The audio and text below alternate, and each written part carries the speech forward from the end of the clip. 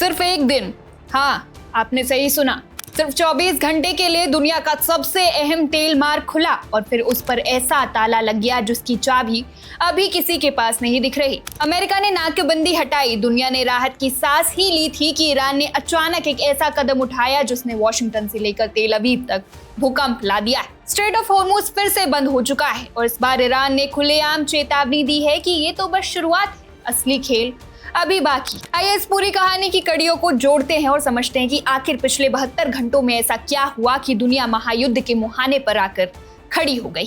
17 जून ये वो तारीख थी जब उम्मीद थी कि एक किरण जागी थी। ईरान और अमेरिका के बीच एक MOU यानी समझौता ज्ञापन पर दस्तखत। मकसद था इलाके में तनाव कम करना और समुद्र के रास्ते व्यापार को फिर से शुरू करना। 19 जून की सुबह समझौते के असर के तहत अमेरिकी सेंट्रल कमांड ने ईरानी बंदरगाहों पर लगी अपनी 2 महीनों पुरानी नौसैनिक नाकेबंदी को हटा दिया। ऐसा लगा कि अब हालात सामान्य हो जाएंगे। इस रास्ते से दुनिया का लगभग 20% कच्चा तेल गुजरता है तो बाजार में भी राहत की सांस। लेकिन शाम होते होते ये राहत सिर्फ चंद घंटों की मेहमान बन गई। इसी दिन शाम को ईरान के इस्लामिक रेवोल्यूशनरी गार्ड कॉर्प्स यानी IRGC ने खुले समुद्री रेडियो पर एक ऐसा संदेश जारी किया जिसने सबके होश उड़ा दिए। ईरान ने ऐलान कर दिया कि स्ट्रेट ऑफ हॉर्मुज को दोबारा बंद किया जा रहा है। सवाल उठता है कि जब 17 जून को समझौता हुआ था तो 19 जून को ईरान मुकर क्यों गया? ईरान का आरोप है कि पीठ पीछे धोखा हुआ है। तेहरान का कहना है कि इजराइल ने अभी तक दक्षिणी लेबनान से अपनी सेना नहीं हटाई है और अमेरिकी सेना भी इस इलाके में टस से मस नहीं हुई है। ईरान इसे समझौते की शर्तों का सीधा उल्लंघन मान रहा है और अब ईरान ने इस बेहद महत्वपूर्ण जलमार्ग को खोलने के लिए दुनिया के सामने 3 कड़ी शर्तें रख दी है। ध्यान से सुनिए ये 3 शर्तें क्या है। पहली शर्त, इजराइल को दक्षिणी लेबनान की धरती से अपनी सेना पूरी तरह यानी 100% पीछे हटानी होगी। दूसरी शर्त, अमेरिकी नौसेना ने जो नाकेबंदी हटाई है वो केवल कुछ दिनों का नाटक ना हो बल्कि उसे स्थायी रूप से खत्म किया जाए। तीसरी और सबसे बड़ी शर्त, अमेरिकी सैन्य बलों को फारस की खाड़ी यानी कि पर्शियन गल्फ के इस पूरे इलाके को हमेशा के लिए छोड़कर जाना। IRGC ने साफ कह दिया है जब तक ये तीनों शर्तें पूरी नहीं होती यहाँ से एक भी कमर्शियल जहाज या तेल के टैंकर को गुजरने की इजाजत नहीं दी जाएगी।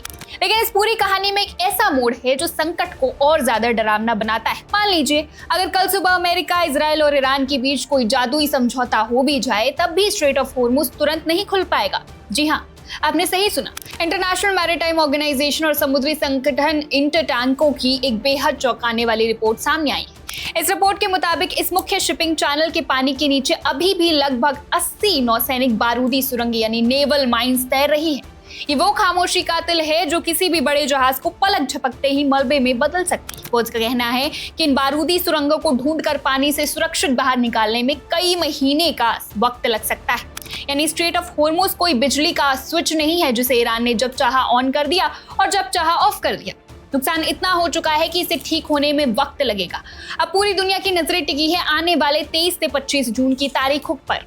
वॉशिंगटन में इजराइल और लेबनान के बीच बातचीत का एक और दौर होने जा रहा है। उम्मीद की जा रही है कि शायद वहां कोई रास्ता निकलेगा, लेकिन ईरान की मिलिट्री कमान ने इस बातचीत से पहले ही अपनी बारूद जैसी चेतावनी दे दी है। उन्होंने साफ कहा है कि हॉर्मुज को बंद करना तो सिर्फ पहला कदम है। इसका सीधा और साफ मतलब यह है कि अगर वॉशिंगटन वार्ता में ईरान की शर्तों पर बात नहीं बनी या हालात और भी बिगड़े तो ईरान इससे भी ज्यादा आक्रामक कदम उठा सकता है। हो सकता है कि वो इस पूरे इलाके में मिसाइलें तैनात कर दे। आज दुनिया का सबसे बड़ा एनर्जी कॉरिडोर एक ऐसी अनिश्चितता के दलदल में फंस चुका है जहां से निकलने का रास्ता किसी को भी नहीं मालूम है। वैश्विक तेल बाजार सहमा हुआ है क्योंकि अगर ये रास्ता लंबे समय तक बंद रहा तो आपकी जेब से लेकर दुनिया के बड़े बड़े देशों के खजाने तक सब खाली हो जाएंगे। ईरान का ये पहला कदम दुनिया को विनाश की तरफ ले जाएगा या फिर सुपर पावर्स को झुकने पर मजबूर करेगा। और सबसे बड़ा सवाल, क्या 23 जून की वॉशिंगटन वार्ता इस सुलगती हुई खाड़ी को शांत कर पाएगी या फिर ये बारूद का ढेर सचमुच ब्लास्ट होने वाला है?